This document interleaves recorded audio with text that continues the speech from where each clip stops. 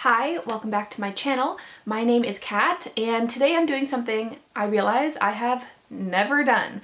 So I'm going to talk to you about the darkest romances that I have ever read and liked. So I wanted to make this video because I saw someone else make this video and it was Novel Life. So I will leave their darkest romances they've ever read down below.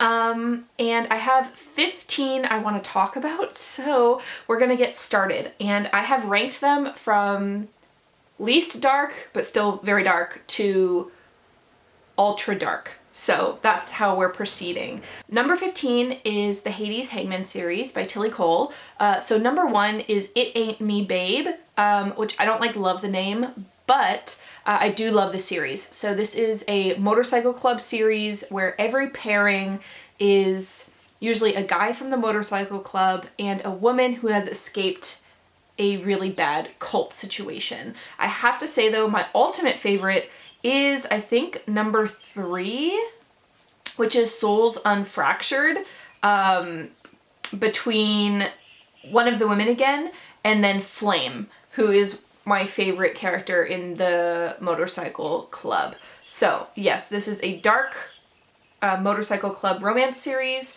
and that's why it's number 15. All right, number 14 is a medieval reimagining in a dystopian Wales, I think it is, where there is just constant rain, and so farming is not doing well. So because of the socioeconomic divide between the people, farmers are at the bottom, and then tradespeople, and then the royalty, and this is shown physically in boroughs, which are concentric rings, where the richest are on the inside and then going out progressively poorer. And we are following a girl whose family is from the merchant borough, and they are starving. So her brother is digging a tunnel into one of the other boroughs to try to get food for the family, when that tunnel collapses, killing her brother. And when she goes to try to rescue him or pull him out of the rubble, she's stopped by a man who she knows is a soldier of the royal area. But it turns out that he is a captain of the guard, and he's telling her to not go there and to go home before she's arrested and hung on the walls for treason. So it is very gritty. It's very dark because that's how it opens, with the death of the heroine's family member. And things stay progressively dark throughout the series. However, I will say one of Tanya Bird's strengths is the witty and dry banter between the two leads. So number 13 is a recent read, actually.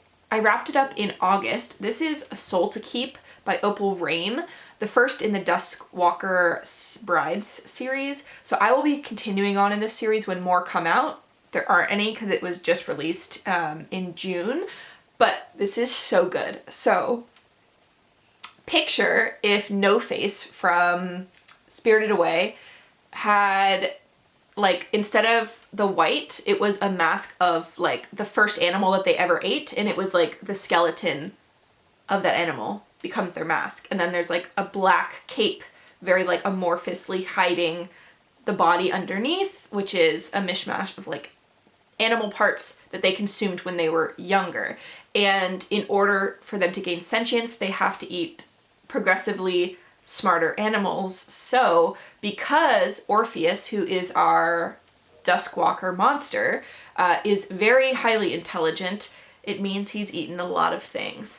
And we open and we're following Rhea, who is an outcast in her society because her whole family was eaten by lower demons, but they didn't eat her. So people think she's just really bad luck. And she is being offered up to Orpheus, the Duskwalker, so that he can give the village a decade-long protection spell from the lesser demons. And her life pretty much sucks. So she agrees to go with him. She's like, how much worse could it even get?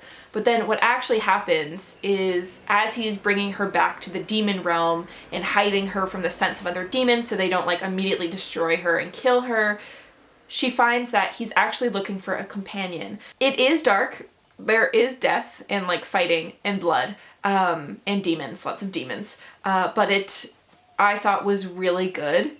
and I will be continuing on in the series because I love how the Duskwalkers come into being. It reminds me very much of like Ghibli, like just some weird shit is like coming out of nowhere and you just accept it and move on. Love that vibe. All right, so moving on to number 12. Number 12 is Teeth by Hannah Moskowitz. So this is about a family whose youngest child is really ill, and they decide to move to this island where it is rumored that the fish around the island have healing properties. So they're gonna move to this island so that their sick child can eat the fish and hopefully get better.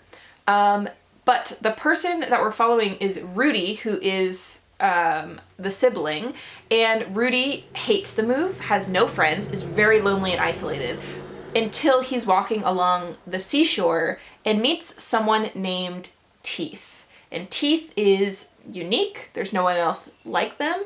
And their relationship that grows and how they interact with each other is so sweet.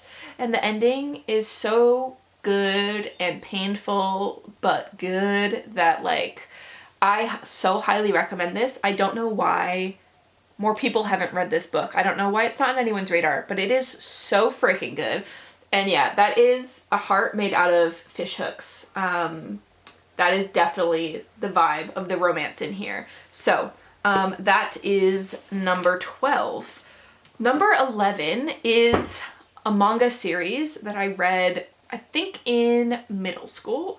Definitely shouldn't have read it in middle school, but I think I did. This is Mars by Fuyumi Soryo. So this is basically like good girl falls for a bad boy, but there's a lot more behind the scenes going on. So Ray is like the bad boy high school delinquent who rides motorcycles. He competes and races motorcycles, and he doesn't really care about school. He just wants to race. And then the girl is Kira. So she's an art student who's being bullied by other girls. And when Ray sees that, they decide to strike a deal. He'll protect her from the girls that are bullying her if she tutors him so that he can pass some of his harder classes. And that is where the story starts. But this is a 20-volume series, and I have read it multiple times. I am absolutely in love with it. But the reason why it's on this list is that there is some dark shit going on in both of their pasts and currently. So like, if you think that this is just going to be like a bad boy soft manga shoujo, no, it's not. It's really not. It can get very dark. So this deals with like sexual assault, suicide, like medical illness, mental health, death.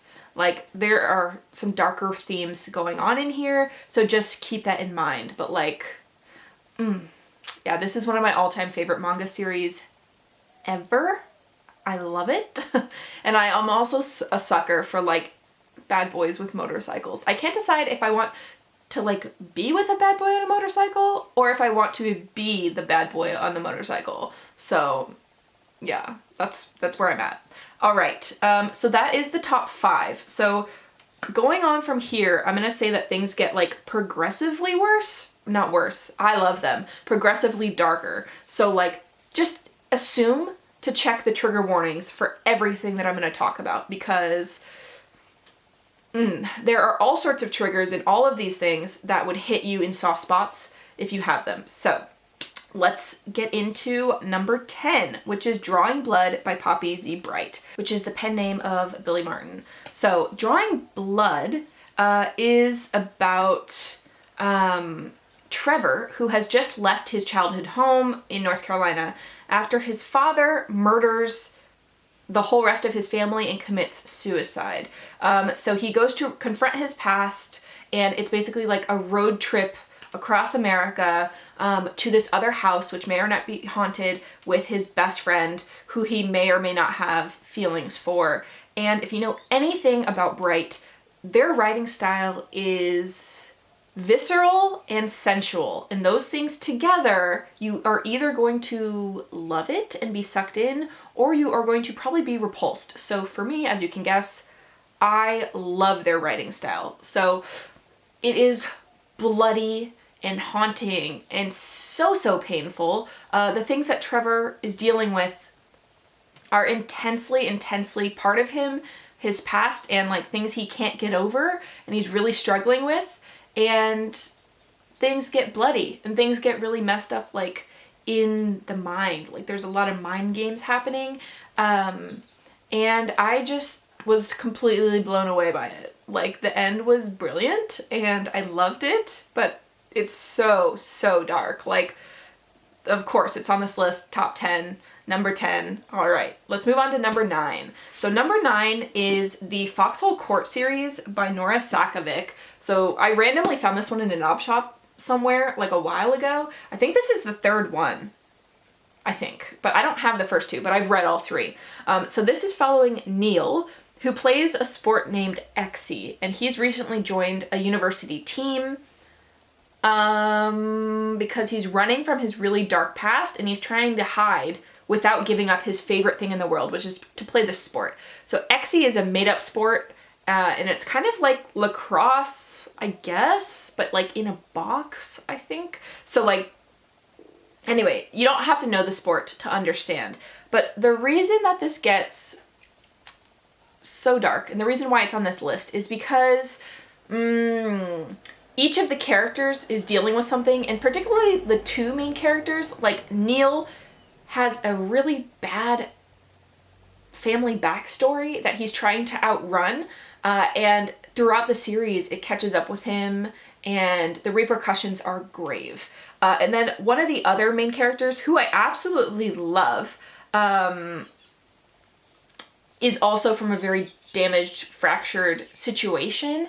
And so there are a lot of trigger warnings in here. Definitely check them out. This is not like a fun, light YA. This is definitely like a triggering new adult, if I had to class it as that. Because within that, some of the ways that the teammates treat each other is usually good, sometimes bad. But then in the opposing team, there are opponents that are not only mean on the field, but are doing really dangerous things for the characters mentally and physically off the field. So this one I really loved for the found family. I really loved for the queer romance elements, but it got way darker than I anticipated, and I think that's like why I love it so much. Like I love dark romances, but I wasn't expecting it because like this just looks like it would be like a fun lacrosse story.